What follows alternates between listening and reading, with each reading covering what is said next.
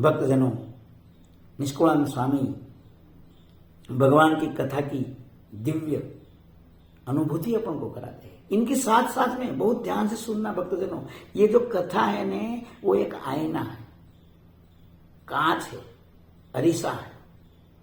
वो अपन जैसा है ऐसा दिखाता है। अरीसा का कोई दोष नहीं है भक्तजनों, कांच का कोई दोष नहीं है। कोई कांच के सामने कोई व्यक्ति खड़ी रहे तो वो जैसी होगी ऐसा चेहरा, ऐसा मुख, ऐसी आकृति वो दिखाएगी। बहुत ध्यान से भक्तजनों हाथ जोड़कर हम निवेदन करते हैं, ये निष्कुलानंद स्वामी की कथा उनको ध्यान लगाकर अपनी स्वयं की जांच करने के लिए एक लेबोरेटरी है। लेबोरेटरी में हर चीज की जांच होती है। इसी प्रकार ये जो भगवत कथा है, भगवान स्वामी नारायण की ये भक्त चिंतामणि ग्रंथ रूपी जो काव्य रचना है, निष्कुलानंद स्वामी की ये कृति है ना, वो अपन को एक, हर मनुष्य को एक आईना दिखाती है। आईना के सामने खड़ा रहो, आप जैसा हो ऐसा आपको पता चल जाएगा। ऐसे ही निष्कुलानंद स्वामी ने ये जो दृष्टांत तो दिया है ना, वो अपन को आईना दिखाया है कि अपन कुत्ते जैसी आत्मा है या मनुष्य जैसे है, अपन गद्दे जैसे हैं या अपन इंसान जैसे है। अपन को कथा नहीं भाती है तो आईना का कोई दोष नहीं है। आईना का तो काम ही है आप जैसा हो ऐसा दिखाएगी।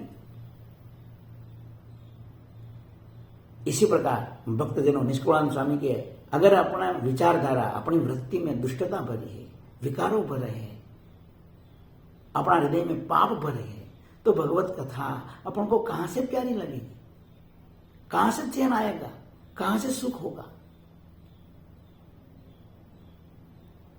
और अगर दैवी आत्मा है अपन मनुष्य, मनुष्य जैसा दैवी आत्मा हो, और कुत्ता गद्दा जैसा प्राणी है, कुपात्र आत्माएं होती है। पात्र और कुपात्र की बात होती है। यह आईना दिखा देता है कि अपन कुपात्र है या सत्पात्र है। भगवान की कृपा हो, संत जनों का आशीर्वाद हो और अपना पूर्वजों की कृपा हो तो जीव में देवी संस्कार होता है। बाकी तो कुपात्रों की कोई कमियां होती नहीं भक्तजनों। तो निष्कुलानंद स्वामी आगे दृष्टांत देते हैं और भी देखो, अद्भुत है भाई। खाता खारे कझेम हय दुखी, सुख नोय कोटि उपाय। सुखद वस्तु ये छे सही, पण दुर्भागी ने दुखदाय। क्या अद्भुत निष्कुलानंद स्वामी ने दृष्टांत दिया है भक्तजनों। खारेक होता है, जो खजूर होता है, पेन खजूर, वो खजूर सूख जाते हैं ना, सूखा ड्राई हो जाते हैं जब, तो उसको खारेक बोलते हैं। लेकिन वो सूख जाने के बाद में भी अगर अपन खाते हैं ना तो बहुत मिठास होती है उसमें, बहुत मीठी लगती है। मनुष्य अगर वो खारेक खाते हैं ना तो उसको बहुत मिठास का और सुखानुभूति होती है। लेकिन यही खारेक अगर घोड़ा को खिलाई जाए तो घोड़ा का पेट में गड़बड़ी हो जाती है, घोड़ा का पेट में बहुत चुभने लग जाती है और उनको कष्टदायक होती है।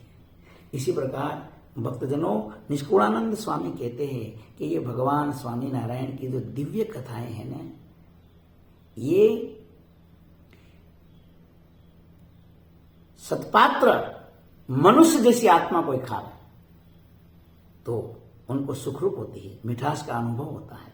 लेकिन घोड़ा जैसी कोई आत्मा खावे, वो कुपात्र होते हैं, तो उसका पेट में तो वो टिकने वाली है नहीं, उसको सुख देने वाली होती नहीं है। उनको तो कष्ट उपजाएगी और चैन सुख सब कुछ हर लेगी और विकृति बनकर बाहर निकलेगी। निंदा, उथली, विकार, अभाव, यही स्थिति होती है भक्तजनों। तो भगवान की कथा का महिमा अपरंपार है भक्तजनों। निष्कुलानंद स्वामी ने बहुत दया की, दया करके उन्होंने एक ग्रंथ की रचना की है। स्वामी ने कहा, मैं भगवान स्वामी नारायण की ऐसी ऐसी दिव्य लीलाओं का वर्णन करता हूँ जो भगवान स्वामी नारायण की कृपा से मेरा हृदय में प्रगटी है। गंगा, ये भागीरथी गंगा है, इसमें कोई स्नान करेगा वो पावन हो जाएगा। भगवान स्वामी नारायण का दिव्य चरित्र। स्वामी कहते हैं कि मैं क्या करूं, मैं तो इतना भाव से, इतना प्रेम से ये कथाओं का वर्णन करने जा रहा हूं, भगवान स्वामीनारायण की दिव्य लीलाओं का वर्णन करने जा रहा हूं।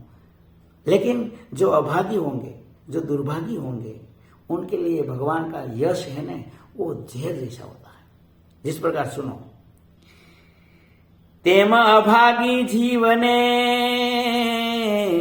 यश हरि ना झेर छे, खोटी वातમાં મન ખૂંચે, સાચી વાત શું વેર છે।